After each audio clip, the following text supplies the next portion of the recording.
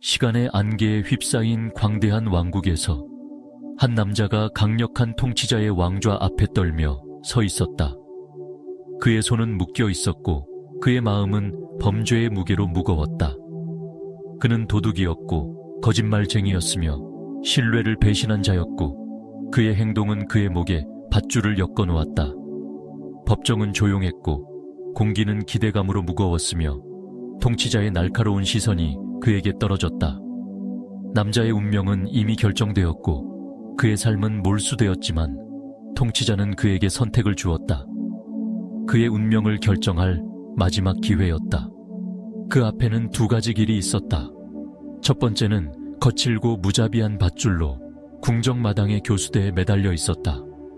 그 목적은 분명했다. 빠른 종말, 익숙한 처벌. 두 번째는 왕좌홀의 돌벽에 박힌 거대하고 어두운 철문이었다. 그 표면에는 기묘하고 오래된 상징들이 새겨져 있었고 불길한 존재감으로 맥동하는 듯했다. 그 너머에 무엇이 있는지는 아무도 몰랐다. 철문은 신비의 거석처럼 서 있었고 그 비밀은 그림자 속에 숨겨져 있었다. 남자는 선택해야 했다. 밧줄이냐, 철문이냐. 그의 눈은 둘 사이를 오갔다. 밧줄은 단순했고 그 결과는 확실했다. 그는 마음속으로 교수대를 볼 수 있었다. 나무에 삐걱거리는 소리, 밧줄에 끊어지는 소리. 죽음은 알려진 존재였다. 그 얼굴은 음울했지만 익숙했다. 하지만 철문은 달랐다. 그것은 유령처럼 우뚝 서 있었고 그 철표면은 차갑고 굽힐 줄 몰랐다. 그의 상상은 걷잡을 수 없이 날뛰며 그를 기다릴지도 모르는 공포를 불러냈다.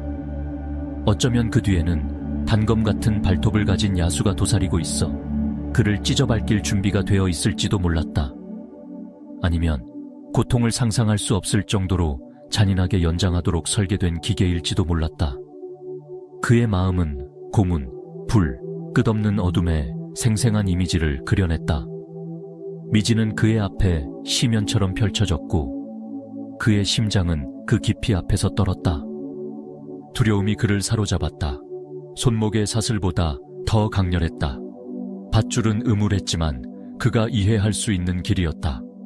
그 확실성은 기묘한 위안이었고 실수로 가득한 삶에 대한 예측 가능한 결말이었다. 그러나 철문은 그 무언의 위협으로 그런 위안을 주지 않았다. 만약 그 너머의 죽음보다 더 끔찍한 것이 있다면, 그곳의 고통이 교수대의 짧은 고통보다 더 크다면, 그의 생각은 소용돌이쳤고 하나하나가 그의 두려움을 키웠다. 군중은 그를 지켜보았고 그들의 시선은 그를 꿰뚫었으며 통치자는 그의 결정을 기다렸다. 그는 밧줄을 선택했다. 결정은 한순간에 이루어졌지만 영원처럼 느껴졌다.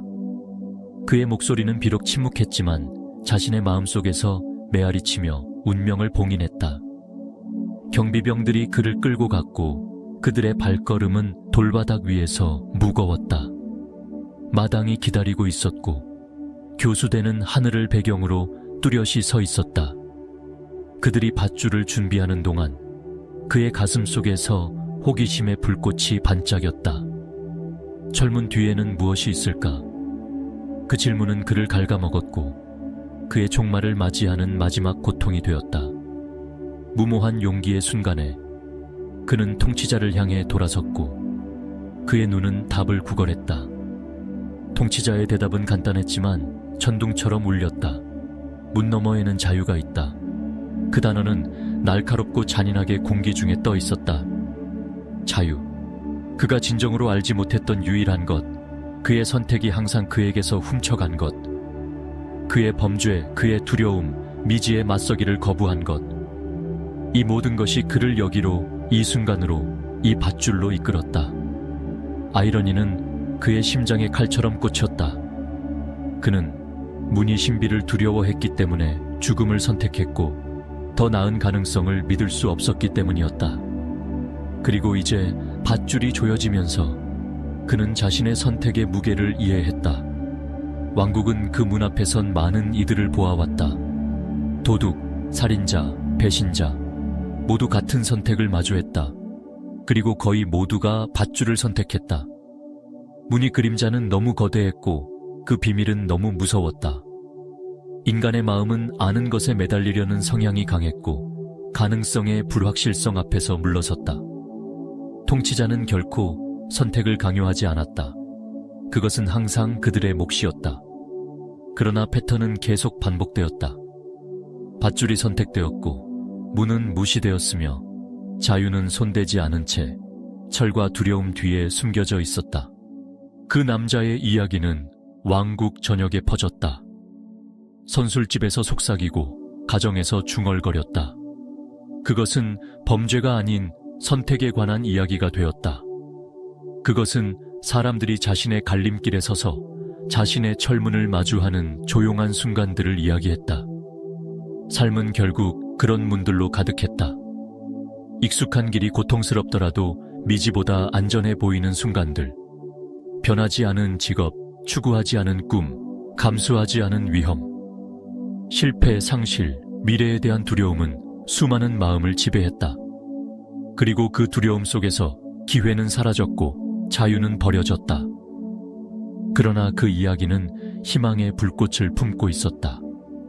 그것을 들은 이들에게 그 남자의 선택은 그들의 망설임을 비추는 거울이었다. 그것은 조용한 질문을 던졌다. 그들은 어떤 문을 열기를 거부했는가? 그들은 익숙함의 밧줄을 선택함으로써 어떤 자유를 포기했는가? 이야기는 멈추고 다시 생각하고 미지를 마주할 용기를 찾으라고 촉구했다. 문이 위험을 품고 있을지 모르지만 구원도 품고 있을 수 있었다. 그것을 아는 유일한 방법은 그 문을 통과하는 것이었다. 왕국은 계속 이어졌고 철문은 조용한 파수꾼처럼 서 있었다. 이제 그것은 심판뿐만 아니라 삶 자체의 상징이었다. 모든 선택은 문이었고 모든 위험은 문턱이었다. 그 남자의 운명은 돌에 새겨진 교훈이었다. 미지에 대한 두려움은 어떤 감옥보다 더 확실히 영혼을 속박할 수 있었다. 그러나 용기는 세상을 열 수 있었다. 그 문을 통과하고 신비를 받아들이는 것은 더 큰 것에 대한 기회를 잡는 것이었다. 자유, 행복, 새로운 시작. 이 모든 것은 알려진 것의 안전함이 아니라 그 너머의 미탐험된 공간에 기다리고 있었다. 그리하여 이야기는 계속 살아남았다. 두려워하는 이들에게는 등불이, 용감한 이들에게는 부름이 되었다. 그것은 듣는 모든 이들에게 삶의 가장 큰 보상은 종종 두려움의 그림자, 바로 너머에 있다는 것을 상기시켰다.